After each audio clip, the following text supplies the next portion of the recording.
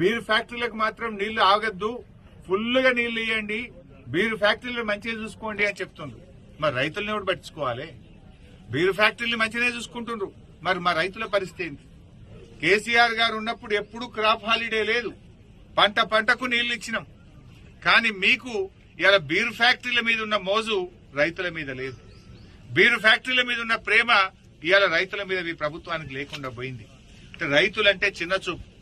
రైతులకు ఎరువులు దొరికాయి, రైతులకు బోనస్ పైసలు పడాయి, రైతులకు రైతు భరోసా రాదు, రైతులకు బీర్ ఫ్యాక్టరీలకు నీళ్లు ఇచ్చి రైతుల పంటలు ఎండబెడతారు. ఇదేనా రైతుల మీద మీకున్న ప్రేమ?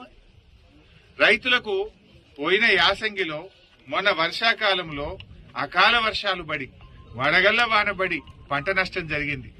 10,000 ఇస్తామని ముఖ్యమంత్రి హెలికాప్టర్లు వచ్చి చెప్పిపోయిండు. 10 పైసలు వల్లే ఇప్పటిదాకా. ఏడాది అయిపోయింది ముఖ్యమంత్రి గారు, ఇక రేపే ఇస్తున్నా అని చెప్పినావు నువ్వు.